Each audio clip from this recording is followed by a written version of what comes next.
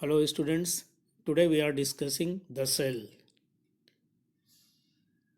As we all know that cell is the building block of our body and each and every multicellular organism is made up of cell.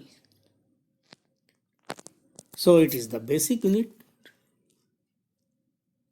जिस तरह से दीवार BRICS को जोड़ने से बनती है उसी तरह हमारा शरीर जो है वो सेल के द्वारा निर्माण होता है.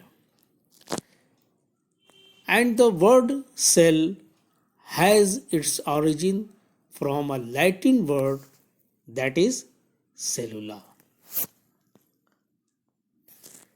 And इसका अर्थ होता है small compartment or chamber like structure. Actually, it was discovered and named by an Englishman, Robert Hooke. Robert Hooke ने 1665 में बहुत सारे ऑब्जेक्ट्स को ऑब्जर्व किया था और इसको रिपोर्ट किया उन्होंने. एंड उस ऑब्जेक्ट्स में उन्होंने thin slices of bottle cork को भी स्टडी किया. वो एक्चुअली अपने सिंपल माइक्रोस्कोप जिसको कि हम लोग को कह सकते हैं कि मैग्नीफाइंग ग्लासेस के द्वारा अपने ऑब्जर्वेशन को कैरी किया और उसको रिपोर्ट किया. उन्होंने क्या देखा ड्यूरिंग हिज ऑब्जर्वेशन? जब वो ऑब्जर्व कर रहे थे कॉर्क के स्लाइसेस को तो उन्होंने पाया cavity like structure. You can see it here. Yes, this is the structure which Robert Hooke actually observed. This is the structure.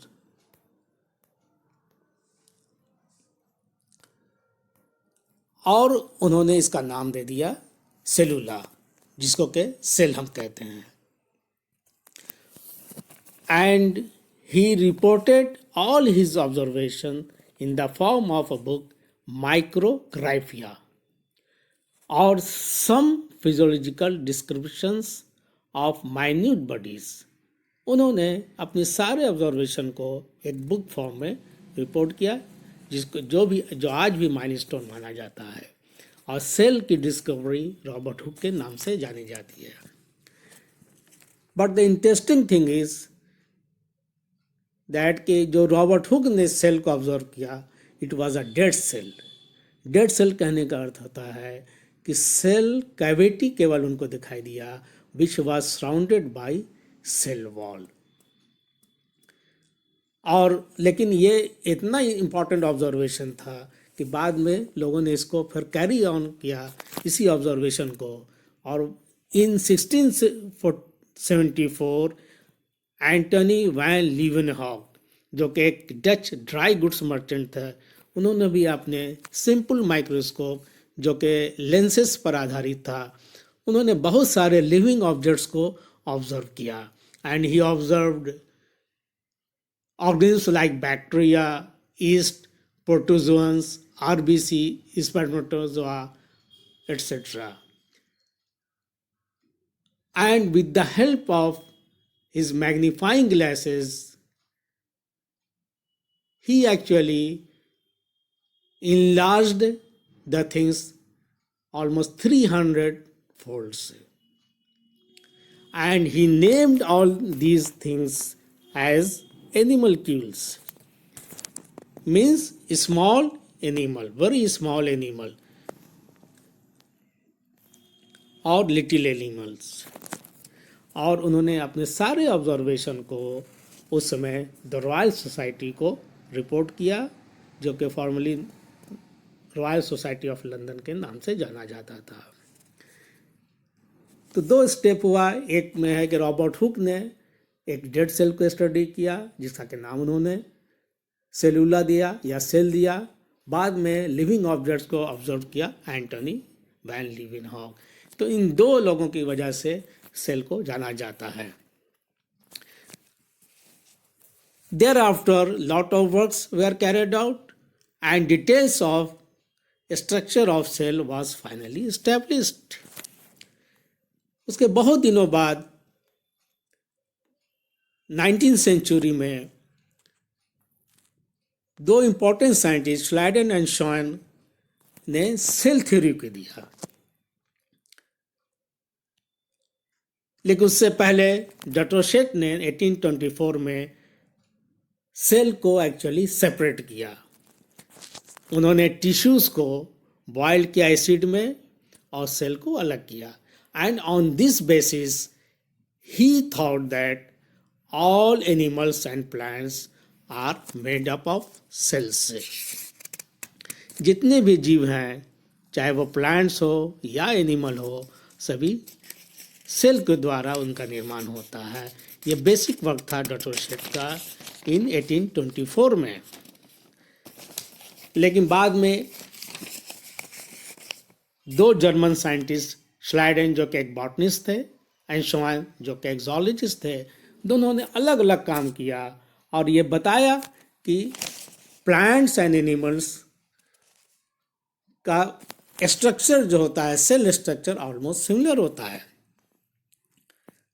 Some differences were reported later on, लेकिन उन्होंने बेसिक स्ट्रक्चर को उन्होंने observe किया और उन्होंने cell theory को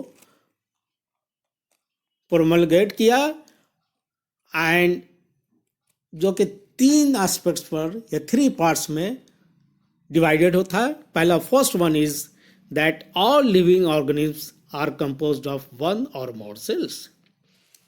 means जितने भी living organism, whether it is plant और animals, all are composed of cells. अगर यूनिसेलुलर ऑर्गेनिज्म है तो वो एक सेल का बना होगा, अगर मल्टी सेलुलर ऑर्गेनिज्म है तो वो एक से अधिक सेल का बना होगा।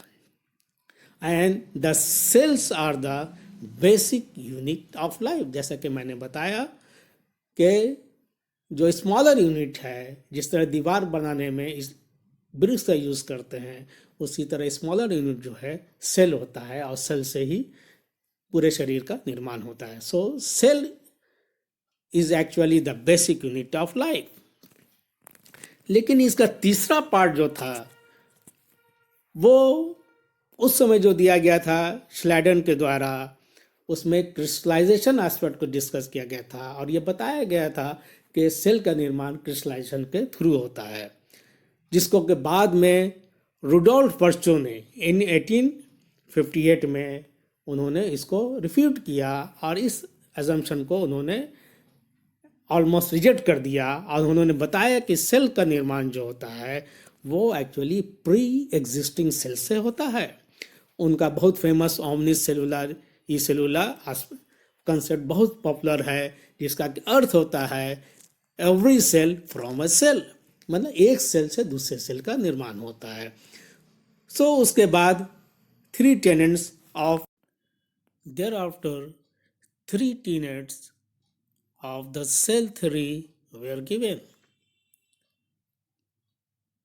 जिसमें पहला 2 जो है वो सिमिलर है जो श्लाइडन एंड शॉन के द्वारा दिया गया था, and the third one as indicated by Rudolf Virchow, this says all cells arise from the pre-existing cells of the similar kinds।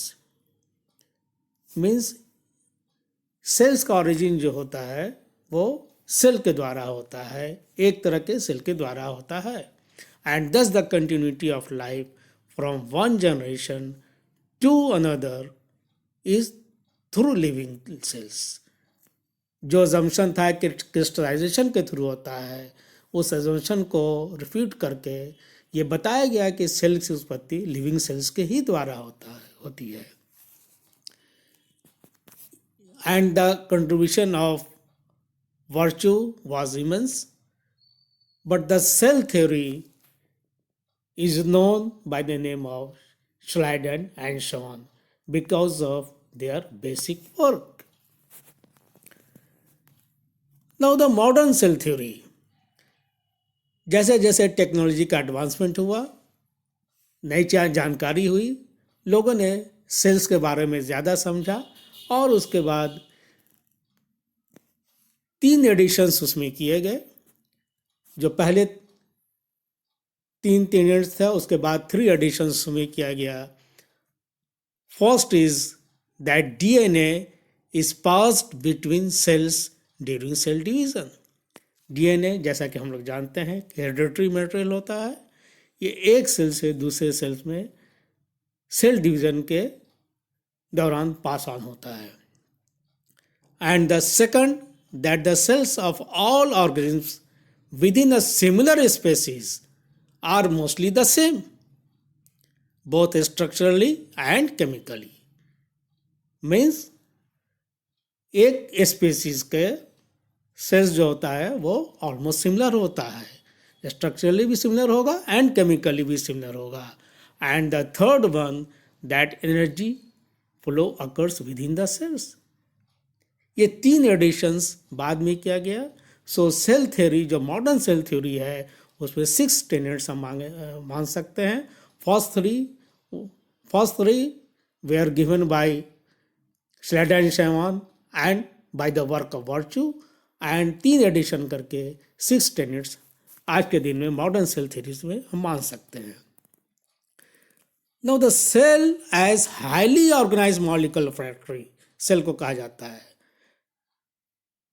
Cell is the highly organized molecular factory, and इसमें cell biologist and biochemist दोनों का contributions है।